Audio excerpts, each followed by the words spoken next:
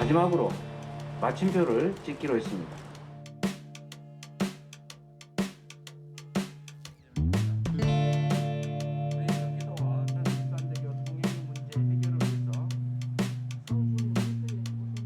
경기도민의 교통기본권 회복과 통행료 무료화를 위해서 일산대교의 공익처분을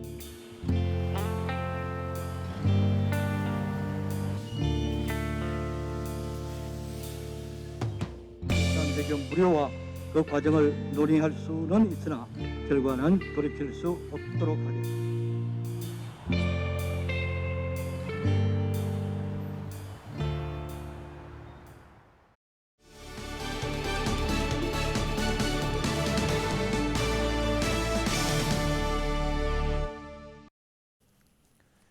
여러분 안녕하십니까? 헬로티비 뉴스 시작합니다. 첫 소식입니다.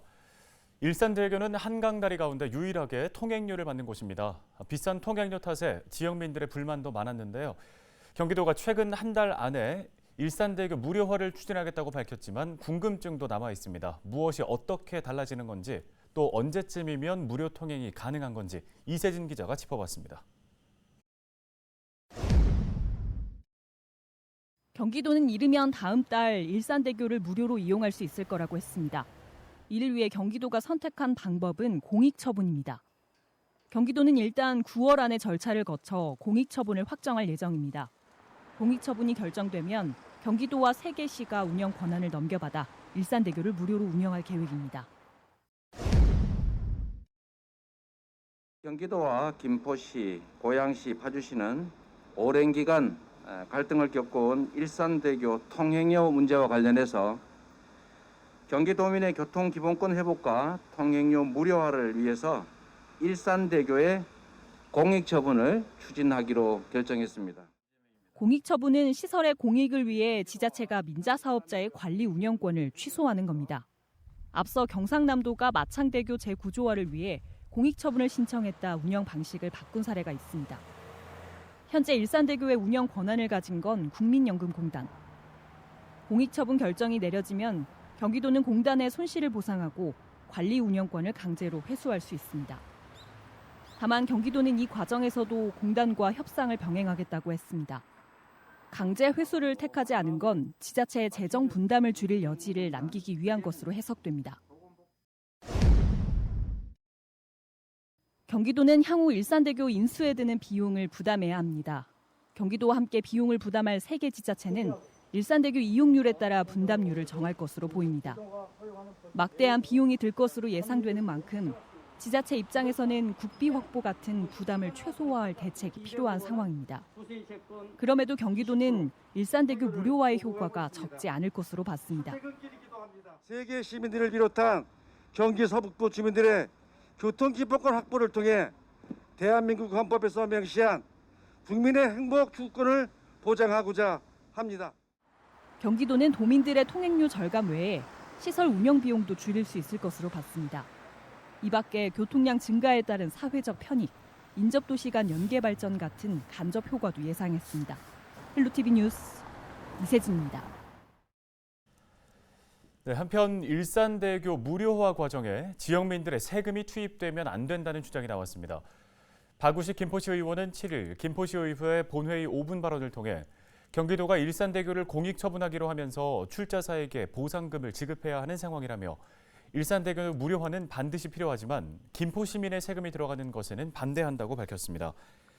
그러면서 박 의원은 일산대교 무료화는 중앙정부와 경기도가 결자 해지 차원에서 해결하고 그동안 비싼 통행료를 감수해온 시민들에게 희생을 요구해서는 안 된다고 주장했습니다. 박 의원은 이날 5분 발언에서 김포시와 고양시가 연대해 일산대교와 김포대교 사이에 추가적인 다리 건설을 검토해야 한다는 내용의 주장도 덧붙였습니다. 부천 상동과 중동 등 유흥가에서 집합 금지 명령을 어긴 업소들이 경찰에 대거 적발됐습니다.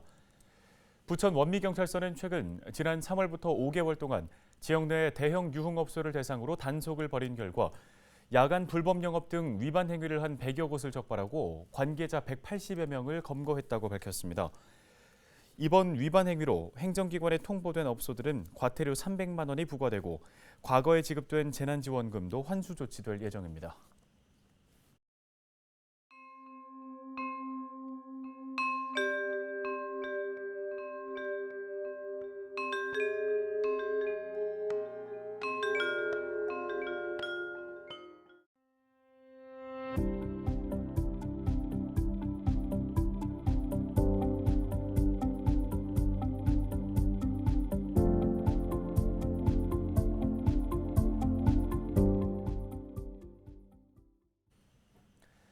코로나19 장기화에 예술계 전반이 장기간 불황에 빠졌는데요.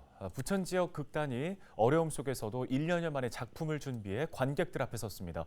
모두가 일상으로의 회복을 기대하고 있는 가운데 부천 문화예술계도 하나 둘 변화의 움직임을 보이고 있습니다. 이정아 기자입니다. 무대 위 허름한 집을 배경으로 익살스러운 표정의 한 배우가 등장합니다. 재개발이 한창인 부천의 원도심을 배경으로 펼쳐지는 평범한 사람들의 이야기, 연극 아저씨는 외계인의 한 장면입니다. 23년 전통의 지역 극단이 오랜만에 관객들 앞에 섰습니다. 거리두기 조치로 관객은 40여 명뿐이지만 극단 구성원들은 가슴이 벅찹니다.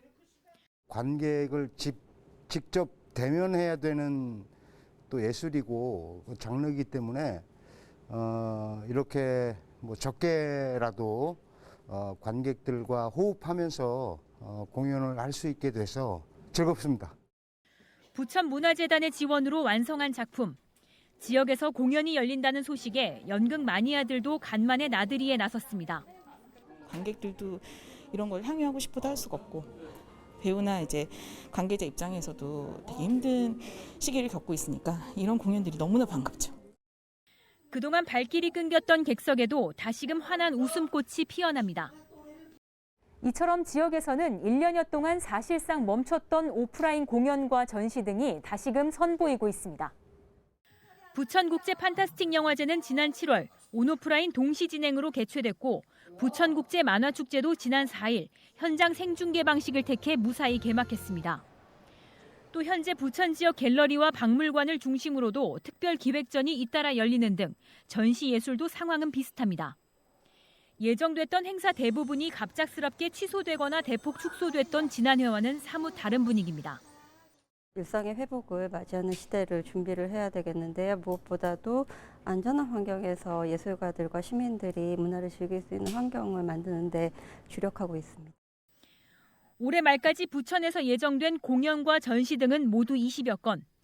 단계적 일상 회복에 대한 기대감이 점차 높아지면서 문화예술계도 침체기를 벗어나 관객 맞이에 나설 준비를 하고 있습니다. 헬로티비 뉴스 이정화입니다.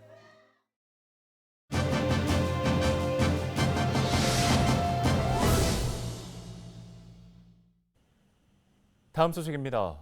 인천시의회 이용범 의원이 국회에서 도시철도 운임 수송 손실 국비 보전을 건의하며 1인 시위에 나섰는데요.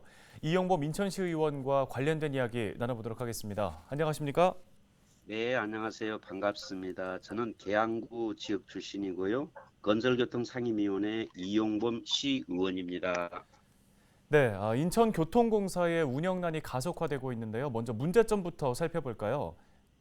네, 현재 인천 지하철 교통공사를 포함하여 전국의 6개 시도가 지하철을 현재 운영하고 있습니다. 서울, 부산, 대전이라든가요. 지하철을 이용하는 분들 중에는 국가 유공자와 65세 이상 노인 어르신, 장애인, 이분들은 지하철 요금을 내지 않고 무료로 이용하고 있습니다. 복지 정책인 무임 수송으로 인해 인천 지하철공사가 운영난에 매우 어려운 상황이고요.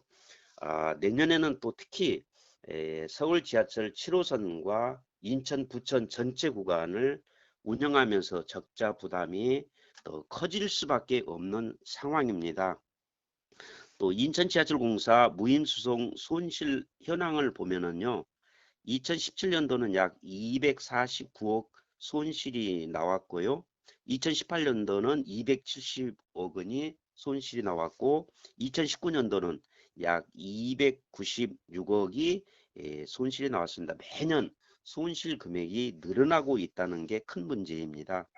따라서 무료로 이제 이용하시는 이분들은 교통복지 차원에서 국가가 재정 지원해야 한다는 게 우리 시민들의 생각이고, 그래서 저도 국회 앞에서 1인 시위를 하게 되었습니다. 네, 인천교통공사의 적자를 메울 수 있도록 보조금을 지원하고 있는 인천시 역시 속이 타는 건 마찬가지 상황이라고요. 네. 인천시 보조금 지원 현황을 살펴보면 2016년도는 383억 6,200만 원이었습니다. 그런데 인천 지하철 운영 무임수송 보조금은 5년 만에 101.8% 증가한 773억 8,900만 원이 늘어났습니다. 서울도 1년에 약 3천억씩 적자를 보고 있는데요. 그래서 서울시장이 직접 중앙정부에 지하철 무임수송 비용 보전을 해달라고 요청을 한 상태고요. 아마 박남춘 시장님께서도 아마 중앙정부에 지원해달라 요청한 걸로 제가 알고 있습니다. 네, 인천교통공사가 오는 14일 이 무임수송제도 손실에 대한 정부 지원을 촉구하는 총파업을 예고했는데요. 어떤 대책이 마련돼야 한다고 보십니까? 지금 인천뿐만 아니라 6개 전국 시도가 이제 지하철을 운영하고 있는데요. 6개 시도 그 공사가 총파업을 예고한 상태입니다. 시민들이 발휘되고 있는 교통수단을 볼모로 파업하는 것은 절대 저는 안 된다고 생각하고 있고요. 인천교통공사와 이제 65세 이 6개 이제 시도가 이제 공통점이 65세 이상 경로와 국가 유공자, 장애인들을 포함한 무임수송 인원은 교통복지 차원에서 국가가 재정 지원을 해달라는 게 이분들의 목소리고, 그래서 재정 지원 안 해주면 내년도 2020년도 예산에 반영 안 해주면 이번에 총파업하겠다. 그렇게 지금 예고를 한 상태고요. 어떻든 국가와 교통공사 관계자들이 잘 협의가 이루어졌으면 좋겠다는 게 저희 생각입니다. 네, 오늘 관련 소식은 여기까지 듣겠습니다. 지금까지 인천시의회 이용범 의원이었습니다.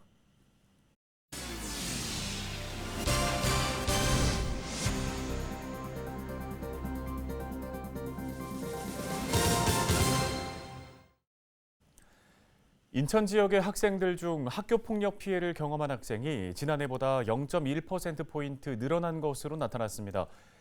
전라북도를 제외한 전국 16개 시도 교육감이 공동으로 한국교육개발원과 한국교육학술정보원에 위탁해 실시한 2021년 학교폭력 실태조사 결과인데요. 인천 지역에서는 학생 20만 5천여 명이 설문에 참여해 이 중 0.8%인 1,555명이 학교폭력 피해를 경험했다고 응답했습니다. 이는 지난해 조사 대비 0.1%포인트 증가한 것으로 지난 2019년 1차 조사보다는 0.4%포인트 감소한 수치입니다. 학교 급별 피해 응답률은 초등학생이 1.7%, 중학생이 0.3%, 고등학생이 0.1%로 조사됐습니다. 자, 이번 조사는 지난 4월 5일부터 4월 30일까지 초등학교 4학년부터 고등학교 3학년 재학생을 대상으로 온라인으로 실시됐습니다. 인천시 교육청은 이번 실태조사 결과를 분석해 학교폭력 예방 활동을 강화한다는 방침입니다.